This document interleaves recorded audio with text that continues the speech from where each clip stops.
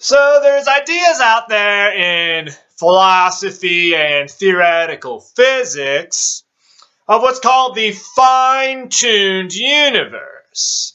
And the idea is that the universe is what we think of as the laws of the universe are fine-tuned for life, in that they don't have to be exactly how they are. That if they were slightly different, then the universe things wouldn't work out like they do, and we wouldn't have the universe like we do. We wouldn't have the development of life and consciousness like we do. And that's like the anthropic principle is, I think, basically the same kind of thing. Is that why is it that what we call the laws of physics are how they are, and how do they come about, and why are they exactly how they are to make life and consciousness? Okay, so why are the laws of physics the way they are when they could be some other way? You see? Okay, and so some people will point and say, well, then it must have been God, the creator, that made the laws of physics this way. Okay, yeah. Or, they'll posit that there is a multiverse and that there is an infinite potentials for the way laws of physics can be, and that we happen to find ourselves in one where there can be life and consciousness because we are life and consciousness. So, of course, we're going to be in a universe where there can be life and consciousness. Okay, and so that view, that kind of multiverse view as a response to the fine-tuned universe, would posit that there are an infinite potential, at least my understanding of it is that there would be an infinite potential of universes that could have all different kinds of laws of physics, and that, it just so happens to create a certain one with this fine-tuned set of laws, which then goes on and creates life and consciousness. Okay, however, I don't think that's exactly how it happens here, because in their models still, in the mainstream models there, it's still, they don't see how consciousness actually plays a role in the reality. They still see it as a fine-tuned structure of sets of physical laws in a physical world, which then just happens to progress to randomly produce life, or, well, I guess it would be in the set of laws, which would eventually produce life and eventually produce consciousness within that given set of laws. But then in the still mainstream paradigm, they don't really see consciousness as having any causal efficacy in its environment because it's all just physical laws. I mean, it's really not a better explanation. But then, how did this come about then? And then that also, the idea of a multiverse and then this infinite potential realities being created that, it just happens to create happens to create our universe that happens to follow a set of laws. But when outside of our universe, there is something that exists, which would be outside our concept of space and time. So something eternal that exists, which happens to be able to produce all these potential universes, which is an interesting concept there. And, that's part of what there is. That's part of existence, whatever this is, that has that infinite potential to be able to produce all these universes. And then, so are there other universes that even have life and consciousness, or is life and consciousness happen to come about just randomly in one universe that just happens to be arbitrarily fine-tuned in such a way? See, I don't think that way of looking at it really makes any sense, especially when you think that it just randomly came about, as in one possibility of this random fine-tuned structure of these arbitrary set of physical laws, which just happened to come about to be able to produce a universe with consciousness, where then consciousness doesn't have any causal efficacy in its own environment. So, that's the mainstream views of physics don't posit free will, because they don't see how there is that sense of conscious agency to be able to have that influence back on in its environment. Okay? You know, because they think all the causation is happening through these physical laws, and there's consciousness doesn't have its own causation. You can't have your own free will because everything's happening through this set of physical laws. There's a causal chain set in motion through these physical laws, and that consciousness doesn't break that causal chain in order to have free will. It's all determined based on this set of physical laws. And so if you posit that there's an infinite amount of universes, of possibilities, why would there happen to just be the one we find ourselves in where there's just this set of physical laws that just happen to arbitrarily come about, where consciousness doesn't even have any free will and cause life? I mean, it's just, if there's really an infinite amount of universes, then, I mean, there could be this one that has consciousness and, free will. So, I mean, the whole way they're looking at it doesn't really make any sense to me. Because, I mean, as I say, if there's really an infinite amount of universes, well, then there could be one where there actually is free will. Okay? Which then renders the idea that it's just we live in a universe that's fine-tuned based on certain physical constants. It's not really how it's working. So here's what I'm proposing. Okay? So, alright, so there is something outside of what we consider our universe, which then is outside of space and time. So it's something eternal that exists, that just exists, it's a part of existence, which then creates all these different universes, and it doesn't just happen to create universes of this just like fine-tuned random physics. And that's not what's going on here. That's just our way of looking at it when we say, oh, well, it's just our universe works by these random physical constants, and it just kind of happens, and it's all a coincidence that it's working out this way. Because they're just making up physics as they go along, trying to kind of patch together it all and just create equations to make it all work, instead of really positing how if there is something outside of the universe, this kind of multiverse that makes all these different universes, that, the one that happens to produce consciousness, or the ones that can happen to produce consciousness, aren't happening through a random set of laws. It's not just like coming about where it's like, oh, the laws are perfect now, and now, because it's not working through just arbitrary laws, which just are strict physical constants. Okay? So what I'm saying is, if there is this multiverse outside of everything, which I would think there has to be, there isn't just, the idea that there is just our universe,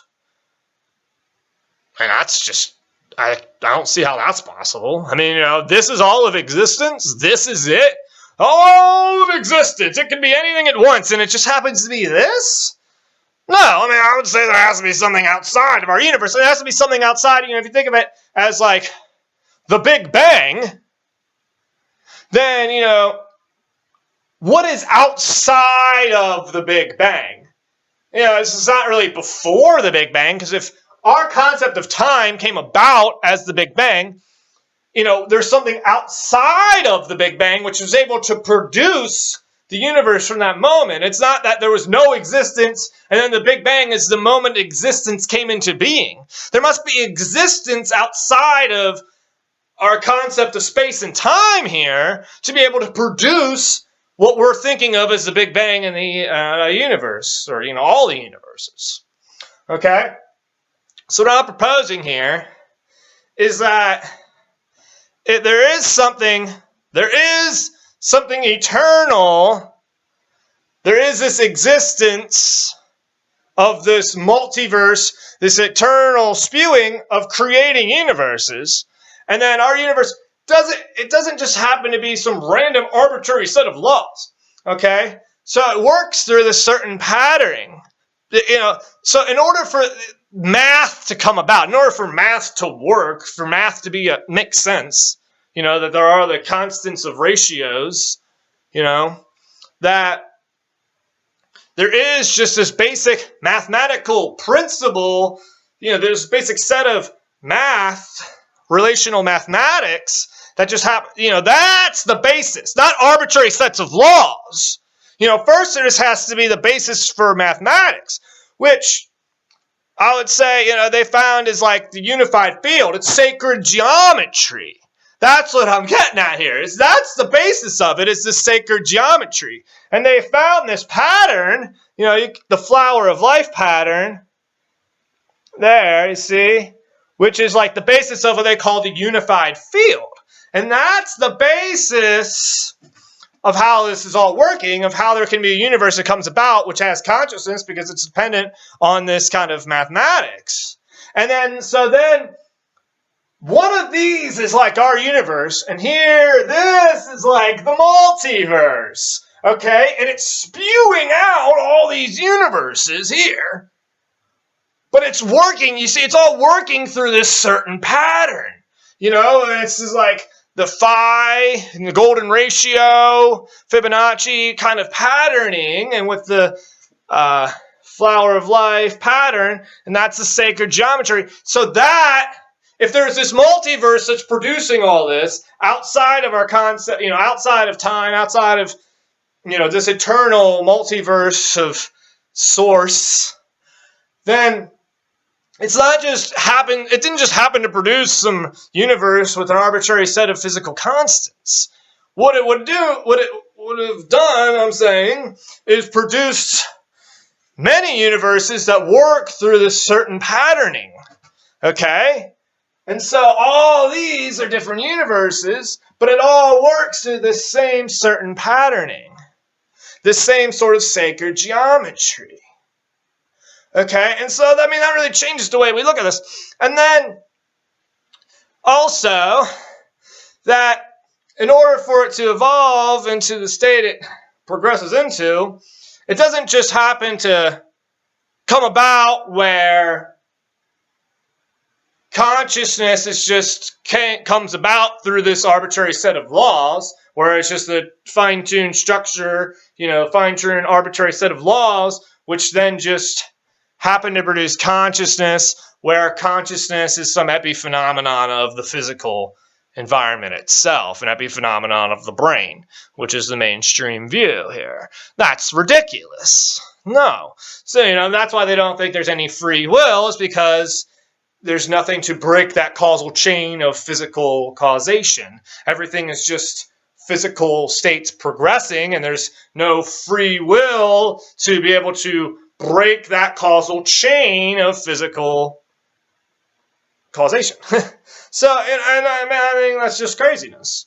When you're thinking of infinite universes, then, come on, that's all you got? Well, there's infinite universes and infinite possibilities, but we find ourselves in a universe that works through these arbitrary constants where there's no free will. That's fucking dumb. It really is. And these people think they're smart sometimes, but okay. All right, so what I'm also getting at is, okay, so the whole premise here is, I'm with you. There is this whole multiverse outside of the universe, which is just spewing all these universes out, right? And then, but it's not that it's just spewed out one universe. It just happened to work through this arbitrary set of laws. No, it just creates this mathematical patterning, which then allows for the progression of states to develop. And so, here's the key. Consciousness is then inherent within this mathematical patterning. And then, so you can't have one without the other. So, really, so it's consciousness that comes about first. Okay? And so they're all, with this multiverse that produces all these universes, it produces this certain consciousness, which then, is directly related to this mathematics. And so its consciousness is fundamental to what we could call our universe here. And so by, the way it can relate and understand itself, it's not just working through arbitrary laws, that it is kind of random laws that just happen to produce consciousness. No, it doesn't make any sense. So, you got, they find this at the basis of the unified field, and, which then creates the space-time field. Okay, and the unified field is outside of space-time itself. And then it needs consciousness to be able to relate, and it needs this inherent awareness within itself to be able to have the relations and be able to communicate within itself. It's a constant communication process to be able to further develop. It's not just like random laws that come about. It's a constant communication process, which is the basis of awareness, which then develops, it's a basis, an inherent awareness in the universe, in our universe. There is an inherent awareness through which it relates to itself and develops. Because if it wasn't aware of itself, how could it communicate? How could it relate to itself? If there's no inherent awareness of its existence, what does it mean for it to exist? So there has to be an inherent awareness there at the beginning, fundamental, that is there, okay? So consciousness does not just come about. So it's not that there's just a universe which just happens to be physical in nature, which happened to spawn out of an infinite multiverse spewing out universes, that just spewed out a universe that's physical in nature, which just happens to work through these physical laws, which then just happen to develop consciousness, because that's just what it would do, but this consciousness is just this byproduct of this physical state itself with no causal efficacy within its own environment.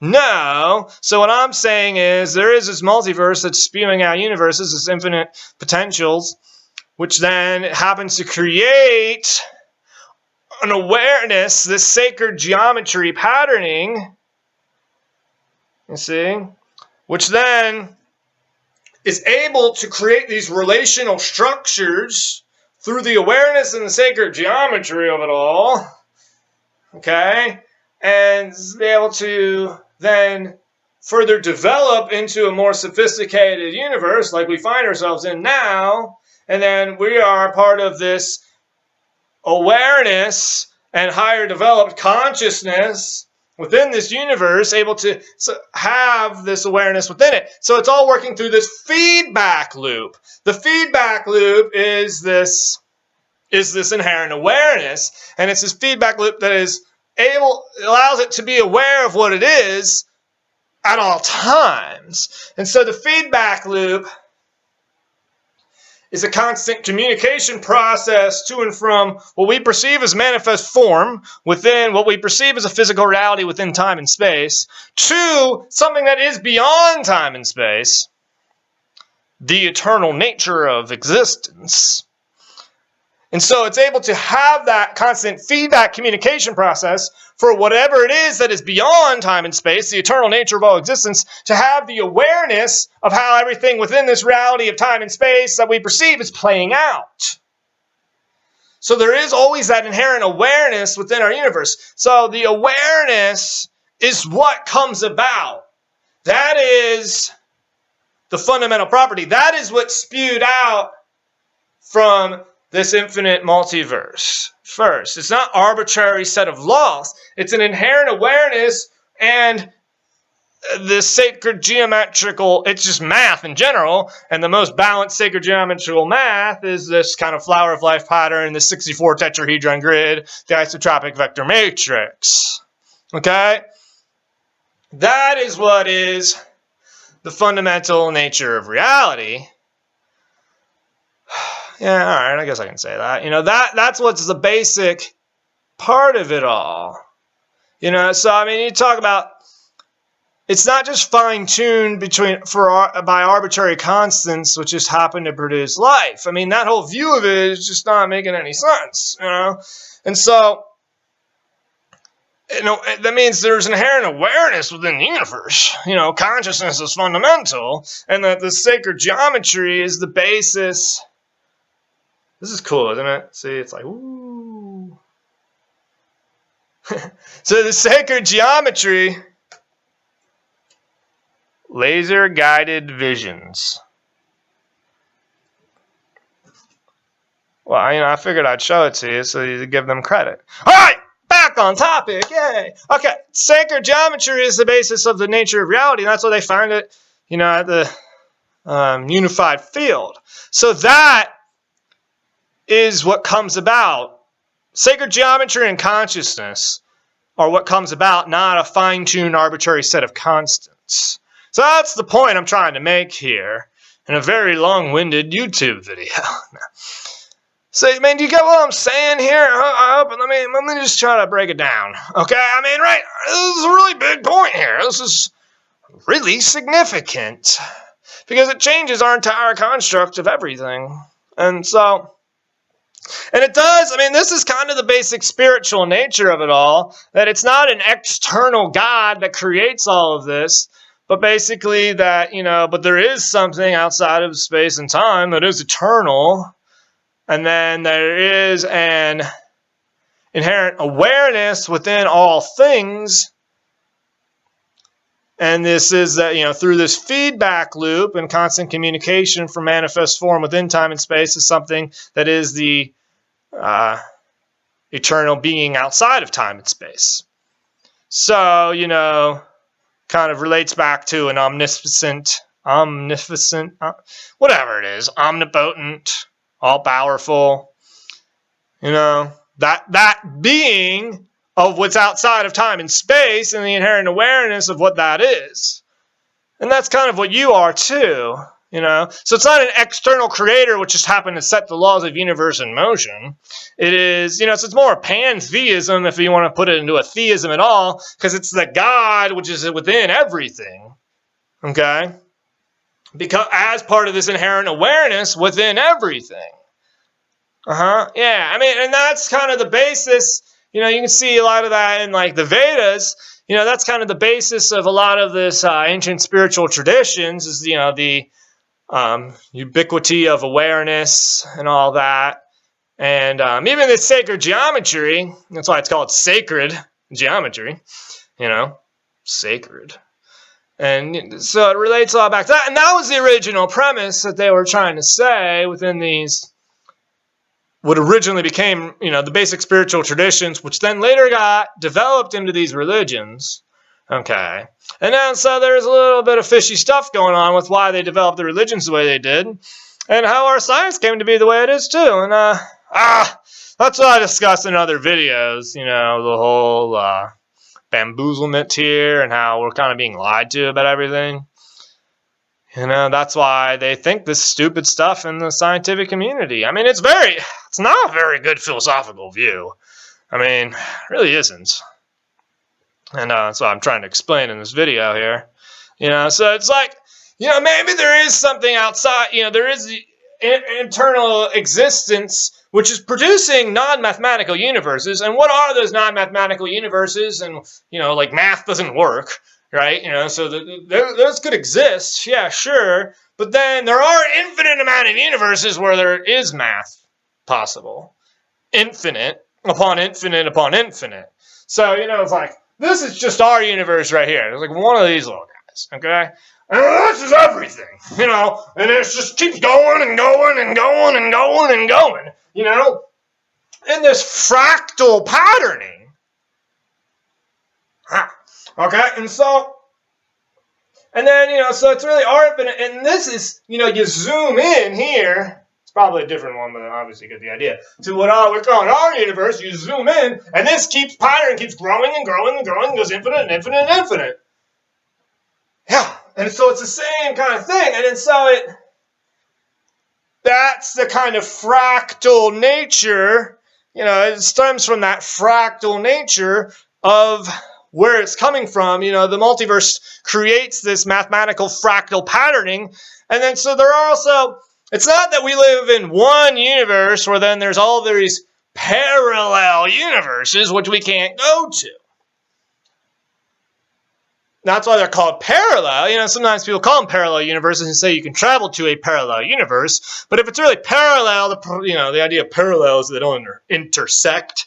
So, if they can't intersect, they're not really parallel universes. And there might be such things when we never know, because we could never get there, because they're parallel. They don't intersect. But, that's just the semantics of it. Maybe people don't really mean that when they actually say that. So what I'm saying is, there isn't just this one possibility of our universe. There's all different kind of possibilities. There could be this video where I'm wearing a different shirt, right? But, or I ate something different for breakfast, and all the infinite possibilities that could still happen within this mathematical construct of a universe. It's mathematically possible that I wore a different shirt today, right? It's mathematically possible where there is a different universe where different events led to me wearing a different shirt. And then, of course, if there is the free will within it, then there's different universes where I made a different choice to wear a different shirt, right? And then all the other possibilities that could possibly be within, things that are mathematically possible.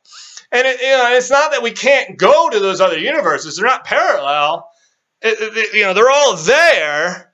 So it's just like how that fractal plays out, basically. And you can go to any one of them based on your choices. So we're not in just one universe here.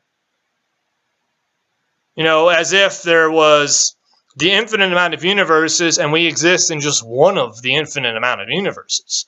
It's kind of lines of blur. We exist within all of them, and we can kind of go to different ones, basically. Kind of. That's not really what I wanted to get into. I think I tried to make the points enough of this. So it's not that how our universe came about. They look for this, calling it the fine-tuned universe, that the universe is working through this fine-tuning of these physical constants. But, they're just positing these physical constants as how exactly everything's working, but that's just their arbitrary put into it. What has to happen first is, in order for consciousness to come about, there has to be consciousness. It's not that there's just random arbitrary constants what's happened to produce consciousness. There is this kind of mathematical patterning, and where there's this mathematical patterning and this development, there is an awareness. In order for it to have this math, there has to be an awareness, or else how does it know how to do math? Right? You see what I'm saying there? How does it relate to itself? It has to have an awareness in order to relate to itself. That's kind of the idea, that there's an inherent awareness within everything in order to produce math. In order to produce this awareness, there has to be the math. So they're one and the same thing. And so this is what comes about. If there is something outside of math and awareness, it's something that can produce math and awareness, and then within that, there's infinite universes. So the answer to the fine-tuned universe isn't just our arbitrary physical constants, it's the sacred geometry that comes about and consciousness that comes about. And from there, you really makes it interesting, because what you are is this consciousness, and you're having this certain experience within this body. You're not limited to this body. As I say, it relates a lot back to the ancient spiritual teachings, which then I'm saying then got purposely manipulated by the religions. I got videos on that, purposely manipulated by the religions, and then also eventually manipulated. This understanding, the spiritual understanding, is purposely manipulated into the materialistic sciences to keep us away from that, because something doesn't want us to know about this higher dimensional understanding.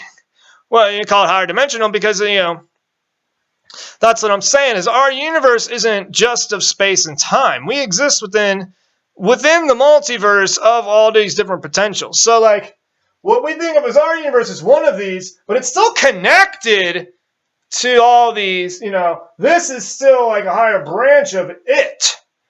So what we think of as our universe is this, but that's not what it is. It's all of this, The multiverse universe, that's where the lines get blurred. But, see what I'm saying here? So this is very important to understand.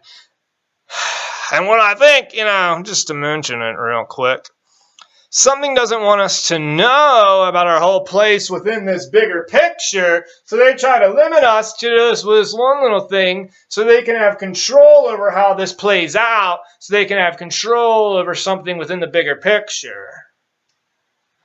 Yeah, and that's why we're being lied to in our sciences. Not all scientists are lying.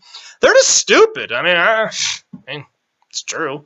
Sorry to say it, buddy, but, if they're not good philosophers. That's what I think, sorry.